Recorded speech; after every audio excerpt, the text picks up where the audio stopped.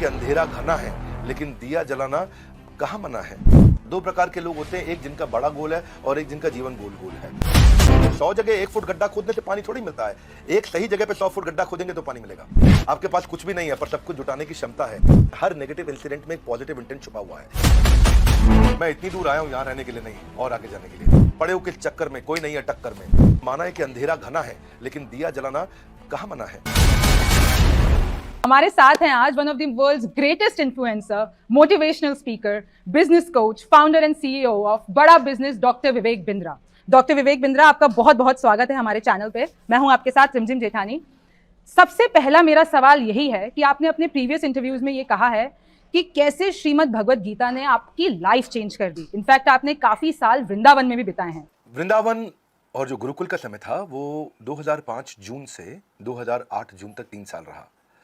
ये तब था जब मैंने अपनी एमबीए कंप्लीट करी। जून में मैं पास आउट हुआ और उसके बाद 3 साल के लिए मैं गुरुकुल में रहने के लिए, ब्रह्मचर्य आश्रम में शास्त्रों को पढ़ने के लिए, स्क्रिप्चर्स को स्टडी करने के लिए, उस डेप्थ को अपने इंटेलिजेंस के, अपने माइंड के और वास्तव में अपने यानी कि सोल की डेप्थ को समझने के लिए, उस नॉलेज को ग्रैब करने के लिए, उसी ने मेरा जीवन परिवर्तित किया। तो भगवत गीता जो है बहुत ही गहरा ग्रंथ है। वहाँ पे ना जो है कृष्ण के माइंडसेट का एक्सेस मिलता है। हम ये क्यों कोट्स पढ़ते हैं इलॉन मस्क के, हम क्यों पढ़ते हैं कुछ और बड़े बड़े एंटरप्रेन्योर्स हैं दुनिया भर में जिनको हम पढ़ते हैं, सुनना चाहते हैं, क्योंकि हम देखना चाहते हैं वो कैसा सोचते हैं, वो कैसा कठिन परिस्थिति में उनकी क्या विचारधारा, उनकी फिलॉसफी क्या है। वो फिलॉसफी, वो विचारधारा मुझे कृष्ण की जाननी थी, जिन्होंने भगवत गीता को स्टीयर किया, अर्जुन के साथ में हम सबको वो ज्ञान दिया। तो शुरुआत वहीं से हुई थी। कुछ ही सालों के अंदर मैंने सारे शास्त्र पढ़े और फिर उसके बाद मुझे सेवा दिया गया कि मुझे उन पर कुछ कथा प्रवचन भी करना है। और आई थिंक उसी का कहीं ना कहीं एक वो इंडिकेट कर रहा है, आज वो नज़र आ रहा है, वो रिफ्लेक्ट कर रहा है मेरे इस बिजनेस के अंदर भी। तो मेरा दूसरा सवाल यह है कि काफी लोग अपना बिजनेस खोलना चाहते हैं। यंग पीपल वांट कि हम बड़े होकर बिजनेसमैन बने, but they end up doing jobs. तो what do you think is the main reason behind this? देखिए, बिजनेस मॉडल और रेवेन्यू मॉडल को पहचानना बहुत जरूरी है। और उससे पहले जो मन से हार जाते हैं उनके लिए मैं 3 बातें कहूंगा। The inability to control their mind and emotion, second inability to take tough decisions in tough situations, third मुझे लगता है वो फेलियर को सक्सेस में कन्वर्ट करने की वो क्षमता, वो करेज नहीं रखते। एक एंटरप्रेन्योर होने के नाते मैंने अपने बिजनेस में करोड़ों रुपए का नुकसान भी देखा और करोड़ों रुपए का नफा भी देखा है। वो दोनों को देखते वक्त जब आप सेम मानसिक परिस्थिति के साथ में बिजनेस को ड्राइव करने की जो क्षमता है वो एक अच्छे एंटरप्रेन्योर के पास होती है। अगर आप कोई भी डिजायर जब आपके गोल स्टेटमेंट के बाहर होती है, जो कृष्ण का कहते हैं कि यही जगत की रीत है, यही कृष्ण का गीत है, मन के हारे हार है और मन के जीते जीत है, तो ये हम हमेशा सुनते हैं। तो मुझे ऐसा लगता है कि ये एबिलिटी बिल्ड करना कि वो टफ सिचुएशन के अंदर आगे बढ़ सके। See you never fail in life, it's if you ever failed in life simply means, या मैं इसको ऐसे कहूंगा, if you never failed in life it simply means that you are playing way too safe. So the biggest risk in your life that you can take is by not taking any risk at all. तो ये job से बाहर निकल के क्योंकि job ना जो है, तनख्वाह जो है वो एक ड्रग की तरह है, वो ऐसा एक नशा है जो आपको हर बार 1 तारीख को, 30 तारीख को, 5 तारीख को, 7 तारीख को मिलता है। अच्छा, अब बात करते हैं बिजनेस स्ट्रेटजीज की, जो कि ओवर द इयर्स काफी इवॉल्व हुई और बदली है। So what do you think is the major difference between पहले का दौर और आज का समय for startups and businesses? How it has changed? पिछले 10 साल में सब कुछ बदल गया है, दोबारा से कंप्लीटली चेंज हो गया। अब डिजिटल एंटरप्रेन्योरशिप है, फिजिकल एंटरप्रेन्योरशिप नहीं है। अब देखो, कुछ अच्छी बड़ी ऑर्गेनाइजेशन है वो फ्रेंचाइज की कंसल्टिंग करती है, लोगों को फ्रेंचाइजी दिलाती है। वो कॉन्फ्रेंस हॉल्स में बुलाते थे लोगों को, बड़े बड़े मीटिंग्स करते थे। तो उसके चेयरमैन, मैं नाम नहीं लूंगा, मेरे साथ बैठे थे अभी 3-4 दिन पहले। और अब वो क्या बोले कि पहले हम किसी को एक फ्रेंचाइजी दिलाते थे कि आप इसका मिठाई का फ्रेंचाइजी ये खोल लेगा आपके साथ, या स्कूल का फ्रेंचाइजी या किसी रेस्टोरेंट का फ्रेंचाइजी देते थे। तो बोले पहले हम उससे एक फ्रेंचाइजी दिलाने के बदले में उससे 1 लाख रुपए ले लेते थे, 2 लाख रुपए, 5 लाख रुपए ले लेते थे। बोले आज वही फ्रेंचाइजी उसको फेसबुक में 2 लाख रुपए की जगह 200 रुपए में मिल जाता है। फेसबुक पे ऐड लगाता है, उसको लीड मिल जाती है। ये डिजिटल एंटरप्रेन्योरशिप का समय बहुत तेज बदल चुका है। इस समय जो बदलाव है, उस बदलाव में जितना आप कंज्यूमर के नजदीक रहेंगे, जितना कस्टमर के नजदीक रहेंगे, so the creator and consumer has to stay close. जो प्रोडक्ट और सर्विस आप बना रहे हो और जो प्रोडक्ट और सर्विस को कंज्यूम कर रहा है, वो दोनों जितना नजदीक बैठेंगे, फीडबैक के माध्यम से डिजिटल एंटरप्रेन्योरशिप से आप स्केल करके दुनिया भर में आज पहुंच सकते हैं जो पहले नहीं पहुंच सकते थे। अच्छा, तो अब आज के वक्त की बात करें तो सोशल मीडिया कितना स्ट्रॉन्ग रोल प्ले कर रहा है और इसको बेस्ट वे पॉसिबल कैसे यूज किया जा सकता है? देखिए देवी जी, सबसे पहली चीज, आपका बड़ा अच्छा प्रश्न है ये। पहले बिजनेस था ट्रांजैक्शनल, किराने स्टोर का, माल दो पैसा लो। उसके बाद डिजिटल ट्रांजैक्शन का समय आया, D2C, India mart, just dial. उसके ऊंचा जो बिजनेस होता है उसे बोलते हैं यूटिलिटी बेस्ड बिजनेस, उसको बोलते हैं ओला, उबर, ओयो। उसके और ऊपर जाते हैं तो ई कॉमर्स का बिजनेस है, अमेजॉन, फ्लिपकार्ट, इनके बिजनेस बहुत बड़े हैं। इनसे भी ऊपर जाते हैं तो फिनटेक है, जो सबकी ट्रांजैक्शन को सेटल करता है, पेटीएम है, गूगल पे है, भारत पे है, ये पे, वो पे, मेरा पे, आपका पे। लेकिन सबसे ऊंचा जो बिजनेस दुनिया में माना जाता है, तो दुनिया के 10 सबसे बड़े अरबपति उनमें से 5 एक्चुअली कंटेंट का बिजनेस कर रहे हैं। ध्यान से देखें, ये फेसबुक है, इंस्टाग्राम है, यूट्यूब है, ट्विटर है, लिंक्डइन है, कंटेंट साम्राज्य है। इसीलिए आपका प्रश्न था कि सोशल मीडिया कितना महत्वपूर्ण है। सोशल मीडिया महत्वपूर्ण नहीं है, सोशल मीडिया सब कुछ है। अच्छा, हम ये मार्केट और इनकम और बिजनेस की बात कर ही रहे हैं, तो हाल ही में एक मैं रील देख रही थी जिसमें एक बच्चे ने आपसे पूछा था कि 2 लाख को 2 करोड़ में कैसे मैं कर सकता हूँ। आपका क्या क्वेश्चन है? कितने साल का है भाई? 12 साल का। कुर्सी पे खड़े हो भाई। 4 पॉलिसी बेच ली और 2 लाख प्रीमियम कर चालू कर लिया। दिया, हाँ, और उसमें से 1 लाख रुपए जितना, 50,000 रुपए जितना मैंने अर्न किया है। तो मैं ये क्वेश्चन है कि अभी वो 2 लाख को मैं 2 करोड़ कैसे करूं? अच्छा, जोरदार। देखिए पैसा बाद में डबल होगा, पहले माइंडसेट को डबल करना है आपको, पहले माइंडसेट को बिल्ड करना है। Wherever you focus your mind gets zoomed in. जिधर फोकस करेंगे वो बड़ा हो जाता है। मुद्दा ये है, एक ऑब्सेशन स्टेटमेंट होना चाहिए, नहीं तो आदमी चवन्नी लाल रह जाएगा, छोटी छोटी चवन्नी में फंस जाता है। 2 प्रकार के लोग होते हैं, एक जिनका बड़ा गोल है और एक जिनका जीवन गोल गोल है। आपको पहले तो ये समझना होगा, अपने आप को पहले मेंटली प्रिपेयर करना है। हर नेगेटिव इंसिडेंट में एक पॉजिटिव इंटेंट छुपा हुआ है। हाँ, अगर आपको if you want to double the rate of your growth, just triple the rate of your learning. That's number 1। Brainwashing हो रही है आज सब जगह पे, जो आपने बोला कंटेंट की बात, ब्रेन वॉशिंग हो रही है, पर आपको चूज करना, आपको ब्रेन वॉशिंग करानी किससे है? आपको ब्रेन वॉशिंग तो होगी ना, पर आपको चूज करना है। तो आप ये 2 लाख को 2 करोड़ बात की बात है। पैसा हमेशा लास्ट में आता है, पहले आता है प्रॉब्लम क्या सॉल्व कर रहे हैं, क्या प्रॉब्लम आपने उठाई है। इसलिए imagine how powerful you will become when you start finding out the greatness in your existing negative incidents. How good are you in finding the lessons of your negative emotions. वहां से निकलने की क्षमता, तो पहले पर्सनल इफेक्टिवनेस, फिर interpersonal आएगी, फिर कम्युनिटी और फिर ऑर्गेनाइजेशनल। तो आप लोग हमारे पास आते हैं, पहले पूछते हैं भाई प्रॉफिट कहां पे है? प्रॉफिट आउटकम है, प्रॉफिट गोल नहीं है। कस्टमर की प्रॉब्लम सॉल्व करना गोल होता है और उसी के अराउंड काम करना। मैसिव एक्शन प्लान्स वही लेने हैं, क्योंकि अगर आप वही करते रहे जो करते आ रहे थे, तो आपको वो भी नहीं मिलेगा जो मिलता आ रहा था। अब तो जमाना बहुत तेज बदल गया है। तो कोई दिक्कत नहीं है गलती करने में, no problem in committing a mistake, but problem is when you're repeating the same mistakes every time. अभी आपने हाल ही में एक ट्वीट किया था एलन मस्क का कोट कि इट इज, मैं वो पढ़ देती हूँ कि I think it is possible for ordinary people to choose to be extraordinary. तो मैं यही जानना चाहती हूँ, how to be extraordinary in everything you do. अगर आपको एक्स्ट्राऑर्डिनरी बनना है, नंबर 1 चीज क्या है इसके अंदर? नंबर 1 चीज, एक्स्ट्राऑर्डिनरी लोग वही बनते हैं जो हमेशा बहुत फोकस्ड रहते हैं। उनको लगता है कि जो मैंने वैल्यू क्रिएट करना है वो, देखो शुरू में मुझे समझ में आ गया था एक बात कि जो काम मेरे को करना है ना, वो अपनी गली में, अपने मोहल्ले में नहीं, अपने शहर में नहीं, मेरे को सुपर स्पेशलिस्ट बनने का, भीड़ में नहीं रहना है। तो वो सुपर स्पेशलिस्ट बनने के लिए कितना वैल्यू आप क्रिएट कर पाते हैं, कितना तूफान डाल पाते हैं, छोटा छोटा। अब वो कहते हैं कि आज अगर सीढ़ी चढ़ के ऊपर जाऊंगा मैं 10 माले तक, तो आर्नोल्ड तो बन नहीं जाऊंगा। तो क्योंकि आज आर्नोल्ड नहीं बन जाऊंगा, तो इसलिए मैं चढ़ता ही नहीं। छोटे छोटे इंप्रूवमेंट्स उस एक्सीलेंस के अराउंड, अपने करंट पोटेंशियल को बड़ा कर दो। अब मैं, आप और यहाँ मौजूद जितने व्यूअर्स, सबके पास बराबर पोटेंशियल है। समस्या क्या है? हमारा बिलीफ सिस्टम कमजोर है, वो हमारे पोटेंशियल को बाहर निकलने नहीं देता है।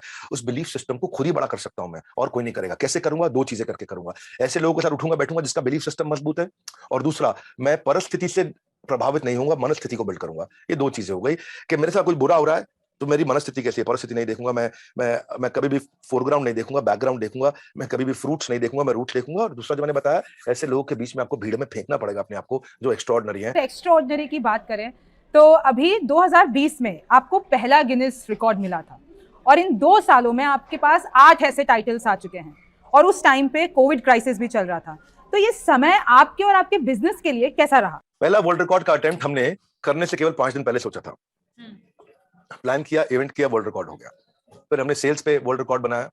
जब हम वेबिनार करते, लाखों लोग आके देखते हैं। स्ट्रैटेजी पे बनाया, रिटेल पे बनाया, स्टार्टअप पे बनाया, लीडरशिप पे बनाया। हमने बहुत सारे सब्जेक्ट पे बनाए गए।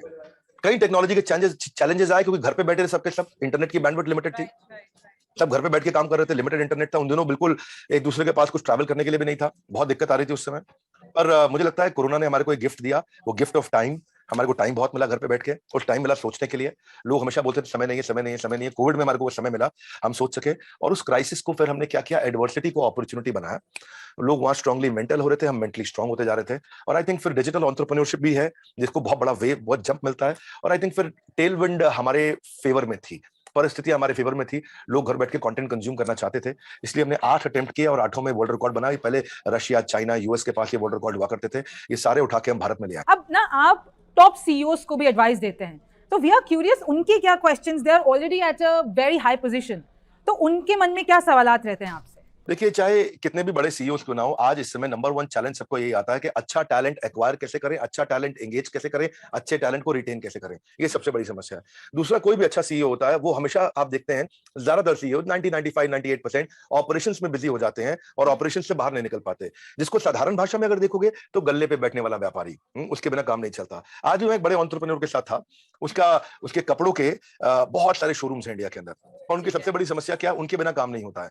तो आप मेरी एब्सेंस में बिजनेस कंटिन्यूस कैसे ग्रो करेगा, ये बड़ा इंपॉर्टेंट प्रश्न है। इसमें 3 बातें हैं। मेरी एब्सेंस में बिजनेस ग्रो करे, कंटिन्यूस ग्रो करे, प्रॉफिटेबली ग्रो करे in my absence, sustainably profitably growing in my absence. तो ये 4 बातें समझनी है। Sustainably profitably growing in my absence. Sustainably मतलब लंबे समय तक, प्रॉफिटेबली मतलब पैसा बचना चाहिए, ग्रोइंग मतलब बढ़ना चाहिए, इन माय एब्सेंस मतलब मेरे बिना हो जाना चाहिए। इसी से ये सवाल आता है कि आपका वेंचर है बड़ा बिजनेस, तो इसके पीछे का concept and what you guys do. बड़ा बिजनेस का बड़ा सिंपल सा कॉन्सेप्ट है जी। हम चाहते हैं quality education at affordable price. हम लोगों को एंटरप्रेन्योरशिप सिखाना चाहते हैं। भागलपुर के गांव के बच्चे को बोस्टन पहुंचाना चाहते हैं, पीलीभीत के बच्चे को हम पेरिस की टॉप यूनिवर्सिटी के बराबर कंपीट करने के लिए खड़ा करना चाहते हैं। आज एक अमीर व्यापारी का बच्चा विदेश में जाके पढ़ सकता है, लेकिन हमारे यहाँ पे गरीब आदमी का बच्चा नहीं पढ़ सकता, तो उनके कंधों को बराबर कैसे किया जाए, यही बड़ा बिजनेस का एक मिशन है।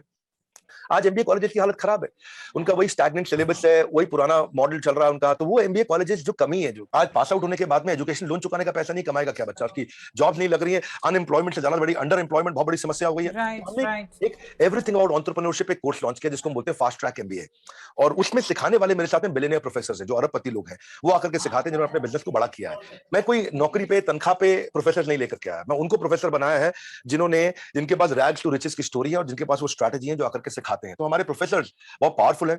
हमने हर इंडस्ट्री के नंबर 1 को लिया है, हमने एफएमसीजी से लिया, हमने फार्मा से लिया, हमने ऑटोमोबाइल से लिया, हमने रिटेल से लिया, सर्विसेज से लिया, मैन्युफैक्चरिंग से लिया, इंश्योरेंस से लिया, बीएफएसआई, हर जगह से हमने टॉप लोगों को उठाया और उनके चेयरमैन को अपने साथ कोलैबोरेट करके प्रोफेसर बनाया ताकि वो सिखा सकें और अफोर्डेबल तरीके से एक आदमी सीख सके। जब लोग दूसरे को मोटिवेट करते हैं, मैं अगर मैं दूसरे को मोटिवेट करती हूँ, कभी कभार मैं खुद को नहीं संभाल पाती हूँ। So how does it happen in your case? Bhagavad Gita में कृष्ण ने कहा है दुखालय मशाश्वतम, दुख आलय, इसका मतलब क्या है, ये दुखों का घर है। हिमालय मतलब बर्फ का घर है, मदिरालय मतलब मदिरा का घर है। इसी तरह ये भोजनालय भोजन का घर, ये दुखालय है, यहाँ पे दुख रहेंगे ही रहेंगे। आज दुनिया के सबसे अमीर आदमी की धर्मपत्नी भी उसको छोड़ के चली गई है, मुझे नाम बताने की आवश्यकता नहीं है, आप अमेजॉन कंपनी को जानते हैं। तो दुख यानी कि दुनिया के सबसे अमीर आदमी के घर में भी दुख है और उनका दुनिया का सबसे महंगा डिवोर्स भी हुआ। तो जहां दुख हमेशा रहेंगे, पर इस दुखों को दूर करने के लिए आपको जैसे एक फ्रिज को चलाने के लिए फ्रिज का मैनुअल चाहिए, मोबाइल को चलाने के लिए मोबाइल का मैनुअल आपको पढ़ लेना चाहिए, ऐसे ही इस संसार में अपने आप को, अपने जीवन को चलाने के लिए जीवन का मैनुअल पढ़ना चाहिए। और जीवन का मैनुअल है भगवत गीता, जो कि कृष्ण ने दिया है, बताया कि जीवन को कैसे जीना है। तो वहां से मेरे को मोटिवेशन आता है, वही मेरा सक्सेस मंत्र है, वहीं से मैंने बाउंस बैक करना सीखा है। आप बहुतों की इंस्पिरेशन बन चुके हैं, अभी आपका इंस्पिरेशन कौन है? देखिए, पहला मेरा इंस्पिरेशन मैं बता चुका हूं, जिसको मैं दोहराने की आवश्यकता नहीं है, वो भगवत गीता है। दूसरी मेरी इंस्पिरेशन जो है वो हमारी अपनी टीम के लीडर्स हैं, जो जिनके कारण हम इसको ड्राइव कर पा रहे हैं, इस बड़ा बिजनेस को। आज बड़ा बिजनेस में टॉप क्लास लीडर्स काम करते हैं। आज हमारे 120 ऑफिसेज हैं, तो मेरी अपनी टीम जो दिन रात काम कर रही है, जो हर टाइम जोन में काम कर रही है, रात को 2 बजे भी दिखते हैं काम करते हुए, दोपहर में 2 बजे भी दिखते हैं, सुबह 5 बजे भी काम कर रहे होते हैं, रात को शाम को 5 बजे भी काम कर रहे होते हैं।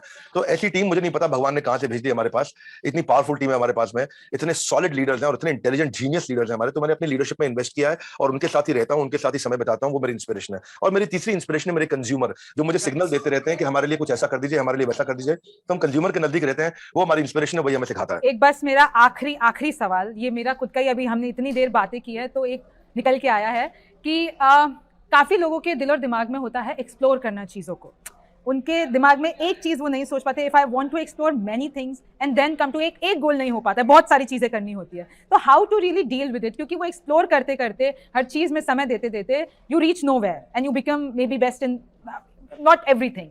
सो इस चीज के साथ कैसे मैनेज किया जाए? This is my last question. धन्यवाद। जब भी ये समस्या आए, 3 प्रश्नों का उत्तर ढूंढो, क्या मुझको भाता है, क्या मुझको आता है और क्या बाजार चाहता है।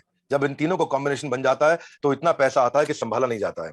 मार्क जुकरबर्ग, उन्होंने सॉफ्टवेयर बनाना उनको आता था, वही उनको प्रोग्रामिंग करना उनको भाता था, और फेस मैश से फेसबुक बनना बाजार चाहता था, और वो ये उन्होंने ऐसा किया। बिल गेट्स वो बचपन से ही प्रोग्रामिंग करते थे, तो आता है भाता है बाजार चाहता है। यहीं से Sanjeev Kapoor Indian celebrity chef बने, यहीं से कपिल शर्मा हमारे देश के सबसे पावरफुल पॉपुलर कॉमेडियन बने, यहीं से करसन भाई पटेल जो केमिकल्स का डिटर्जेंट बना करते थे बेच बेच के निरमा के मालिक बने, यहीं से दिलीप छाबड़िया ने बढ़िया बढ़िया गाड़ियां बनाई, यहीं से सब मैं और आप भी आगे निकलेंगे। 3 प्रश्नों का उत्तर, जो मुझको भाता है, जो मुझको आता है, जो बाजार चाहता है। जब इन 3 का कॉम्बिनेशन बन जाता है तो इतना पैसा आता है कि संभाला नहीं जाता। With that, thank you so much. और मैं हरे कृष्णा के साथ ये कॉन्वर्जेशन एंड करना चाहूँगी, because in fact I have also red the scriptures and I know कि उसके लिए मैंने खुद ने पढ़ने की कोशिश की थी, मेरे पास कोई गुरु नहीं था अभी तक, but I just hope in fact मैं भी उस तरीके से आगे बढ़ पाऊँ। So thank you so much doctor Bindra हमारे साथ जुड़ने के लिए। Thank you. Thanks Devi ji, thank you very much.